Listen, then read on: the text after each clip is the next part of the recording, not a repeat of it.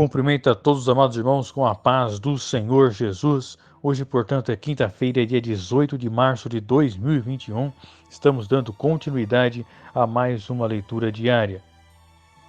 A nossa leitura de hoje se encontra na Epístola de Paulo aos Filipenses, capítulo de número 4, versículo 9.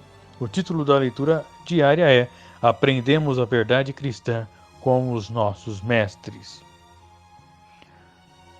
O que também aprendestes e recebestes e ouvistes e vistes em mim, isso fazei, e o Deus de paz será convosco. No livro de Efésios, no capítulo de número 4, versículo 11, tem-nos uma relação de dons ministeriais, os quais diz: Ele mesmo deu uns para apóstolos, e outros para profetas, e outros para evangelistas, e outros para pastores e doutores, ou em outras traduções, mestres. O nosso irmão Antônio Gilberto, escrevendo em um estudo para a Bíblia do Obreiro Aprovado, ele diz, fazendo um comentário acerca do dom de mestre, o seguinte: o mestre ocupa-se do estudo sistemático das Escrituras e do ensino desse conteúdo. Todavia, podemos classificar vários tipos de estudo bíblico conforme a necessidade de ocasião: ao devocional, o doutrinário, o exegético, o de treinamento e o de orientação. Em outro trecho ele diz: o mestre deve aprofundar-se nas ciências bíblicas, exegese e hermenêutica, sem jamais deixar de depender do Espírito Santo para capacitá-lo e dirigi-lo no preparo de estudos e sermões e na exposição da palavra. Na instituição dos diáconos, os apóstolos disseram: mas nós perseveraremos na oração e no estudo da palavra. Em outros textos diz que o presbítero deve ser apto a ensinar. Portanto, dedicar-se na palavra. E, para esse dom tão maravilhoso que é o dom de mestre ou de doutor, também nos diz o nosso grande teólogo Antônio Gilberto neste comentário, que é importante dar dois alertas para os que ensinam na igreja.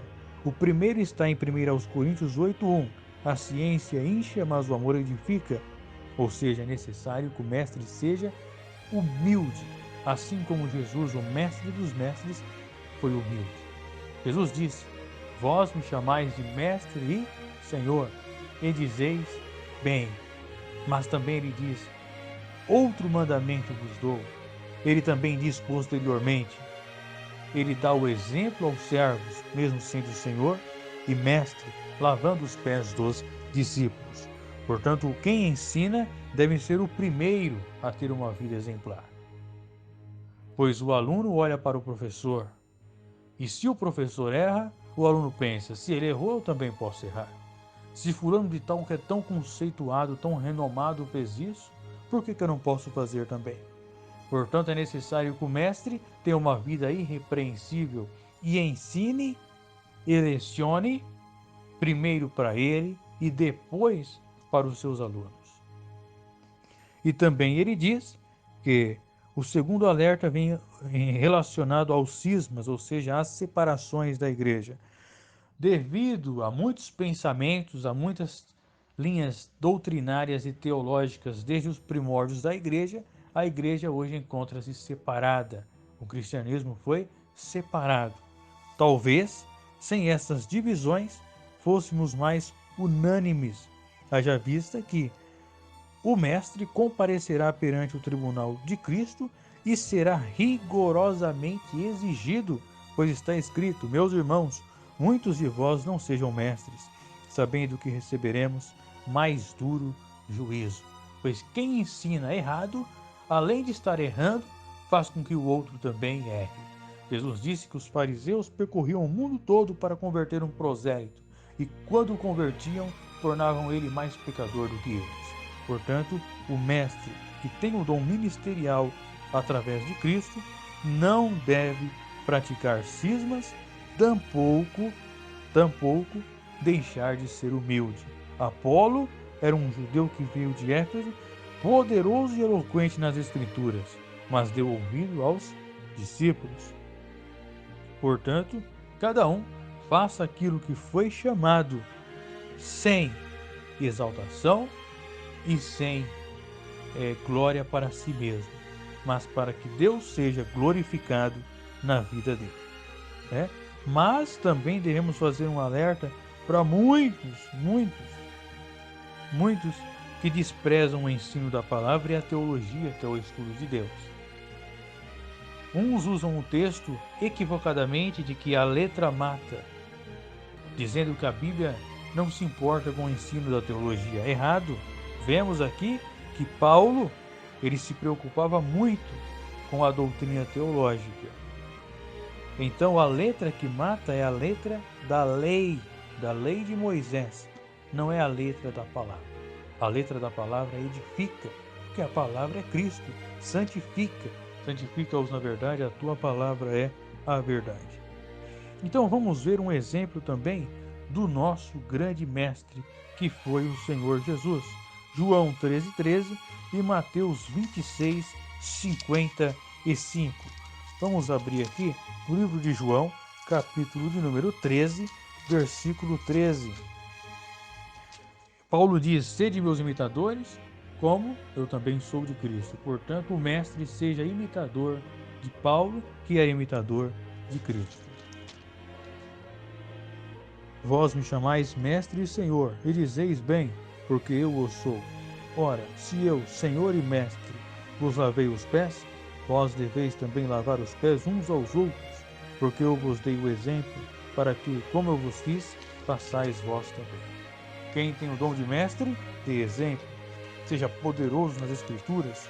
Estude, pois, claro, o Espírito Santo te revestirá de conhecimento e sabedoria, mas ele não vai tirar a responsabilidade que você tem de estudar a palavra constantemente, para que muitos não andem em ventos de doutrina para lá e para cá.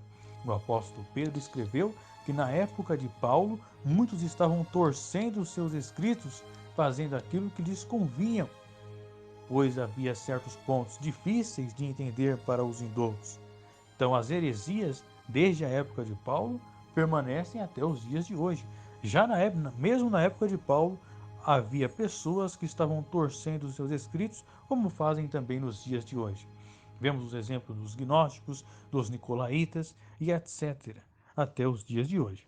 Em Mateus capítulo 26, versículo 55, então disse Jesus à multidão: saístes como para um salteador, como espadas e porretes para me prender?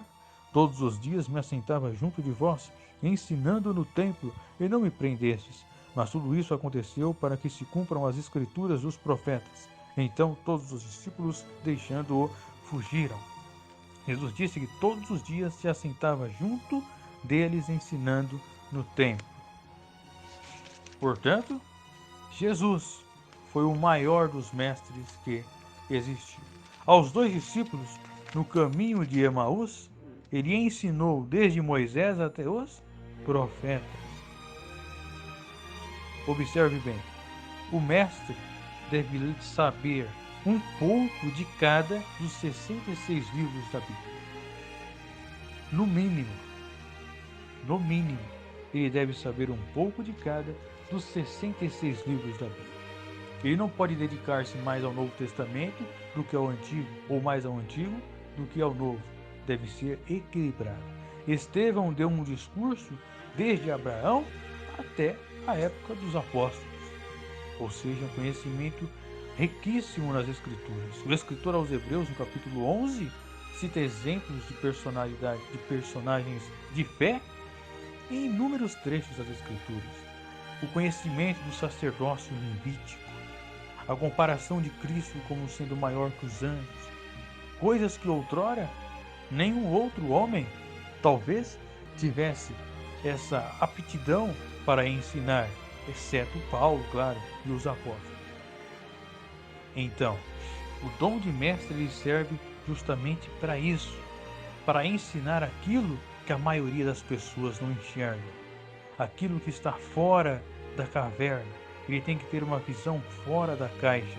Lembre-se do mito, da caverna de Platão, Ou seja, o mestre tem que olhar além do que a maioria das pessoas veem na Bíblia.